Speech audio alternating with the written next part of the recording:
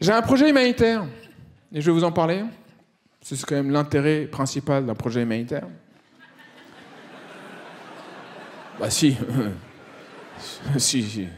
Surtout pour nous les artistes. Mon projet, c'est de privatiser Disneyland Paris pour inviter les orphelins de France. Parce que j'estime que c'est pas parce que t'as pas de parents que t'as pas le droit, toi aussi, d'être lobotomisé. Et donc, je vais les appeler un par un pour leur dire « Tu es invité, tout frais payé, chez Disneyland Paris, le mercredi 30 février. » Pour les entendre dire « C'est dans combien de dodo ?» C'est drôle. Si, c'est drôle. Si, c'est drôle. Si. Si, vous connaissez pas l'humour. Moi, j'adore l'humour. Hein. Ça se voit pas comme ça, mais j'adore l'humour. Moi, j'aime que l'humour soit concret. J'aime les blagues concrètes. Voilà. Tiens, autre blague concrète que j'ai faite. Mon neveu est venu me voir, il m'a dit « Tonton, j'ai perdu ma dent. » J'ai dit « Bah oui, bah, tu sais, c'est arrivé à plein de toxicos, tu sais. » Faut qu'ils grandissent. Hein. Je lui ai dit « T'as qu'à mettre ta dent sous l'oreiller, il y a peut-être la petite souris qui va passer, qui t'amènera une pièce et quelques bonbons. » Donc il était content, il a mis sa dent sous l'oreiller. Et moi, sympa, la nuit, j'ai mis une pièce, quelques bonbons et une souris morte.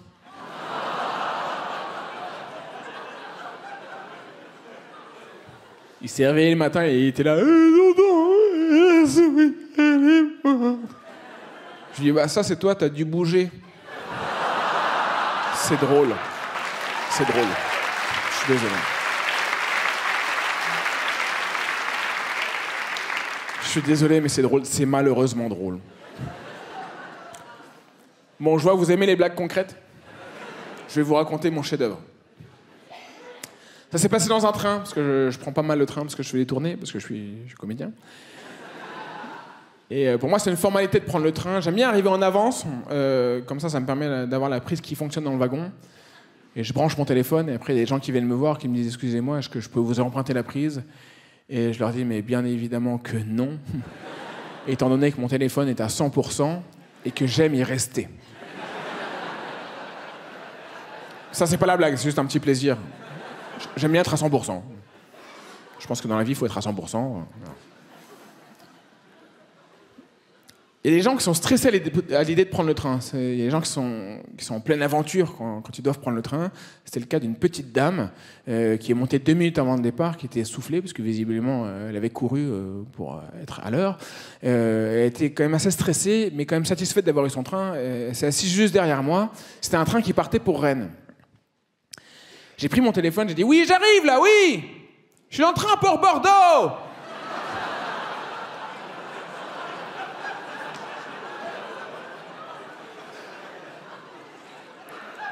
Et alors là, le suricate.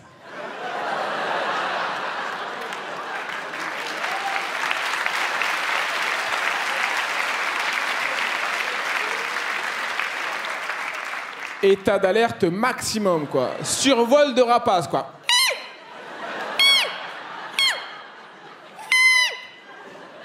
Elle a pris sa valise. Elle est descendue en trombe du train. Qu'elle a raté, évidemment.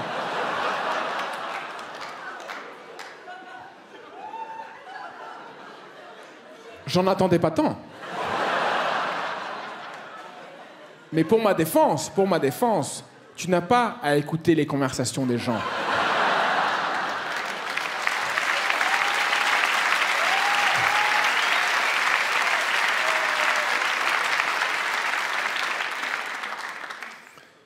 Donc elle a raté le train pour Rennes.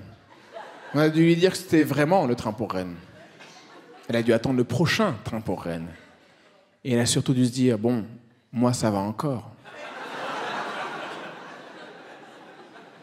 Quand je pense au pauvre monsieur qui croit partir pour Bordeaux, elle a eu de l'empathie pour moi. Elle a eu de l'empathie pour celui qui lui a fait la blague. Mesdames et messieurs, c'est ce qu'on appelle une blague de Stockholm.